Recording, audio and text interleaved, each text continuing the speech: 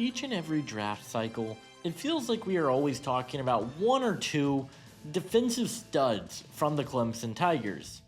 While it felt like a down season for Clemson in 2024, they still made the college football playoff and had one of the best defenses in the entire country.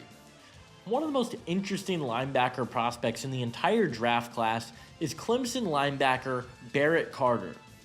Carter is a player who I thought had a very good chance of coming out in last year's class, but he decided to return to Clemson. I think he has legitimate day 2 upside in this class. In a weaker linebacker group, how high could we see Barrett Carter taken in the 2025 NFL Draft? That is what we will be talking about in today's video. But hey guys, if you guys are new to the channel, consider hitting that like and subscribe button. Also, be sure to check out my Patreon page, which I will leave linked down in the description below. For just $5 a month, you guys will get exclusive access to my in-depth draft guide and big board, with over 450 prospects and counting.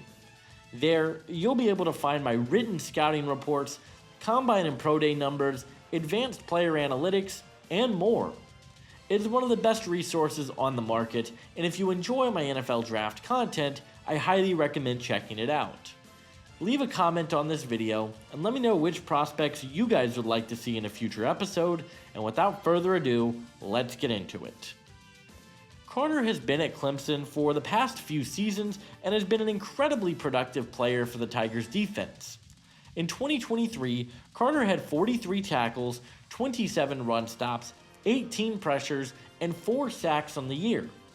He surprised a lot of people by not declaring for the 2024 draft, but deciding to return to school, and he had another really productive year.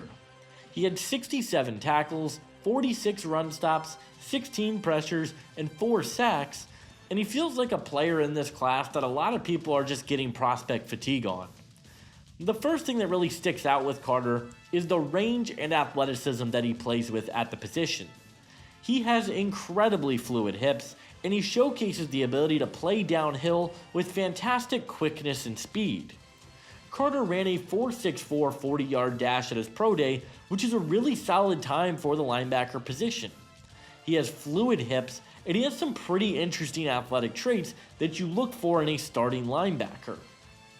As a downhill player, Carter is one of the most electric linebackers in the entire draft class. He has remarkable blitzing upside, and he showcases good timing and quickness to get into the backfield and create pressure on the quarterback. But where he is best is as a run defender. He was phenomenal at filling run gaps and making a play on the ball carrier. Whether it was outside runs or inside runs, Carter was very good and very reliable as a run defender. He also knows how to get off of blocks consistently, and he showcased good stack and shed ability in the run game. If you ask Carter to come downhill and blow things up, he's going to absolutely be able to do it, and I love that about his game. Coverage is the biggest area of some concern for me. In 2023, I thought Carter was a really solid coverage linebacker.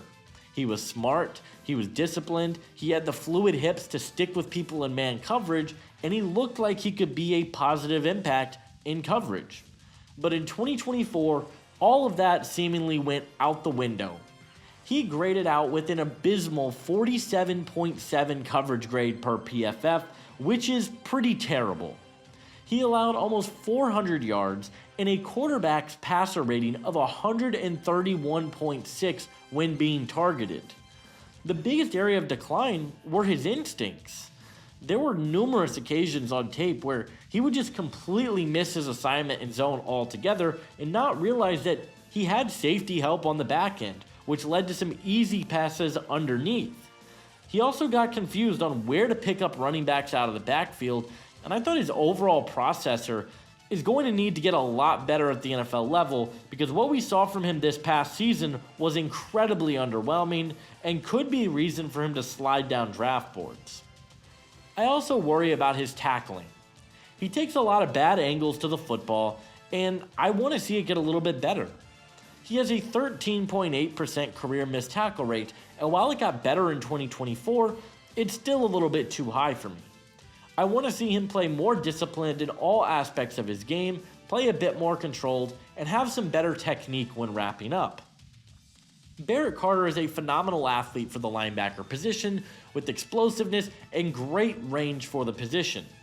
He's great when coming downhill, but he's really going to need to improve on his instincts if he's going to be a good starting linebacker in the NFL. You have to be able to cover.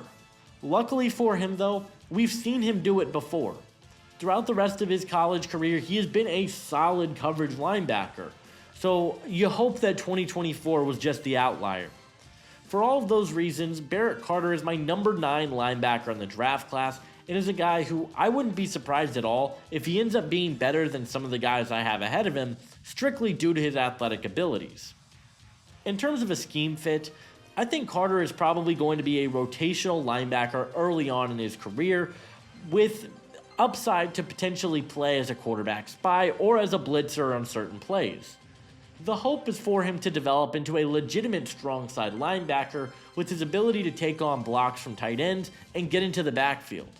I think he may need a year to develop, but he would be an awesome Sam linebacker at his peak. My player comparison for Carter is Quan Alexander. Alexander was a player who was drafted highly because of good athletic traits. He went on to have a pretty solid NFL career, but he was never an elite coverage linebacker. He was always a solid downhill presence, whether it be as a blitzer or as a run defender. Alexander has bounced around the league because of his range and athleticism for the position. I think that is the exact type of player that Barrett Carter will be in the NFL. Barrett Carter is a beast.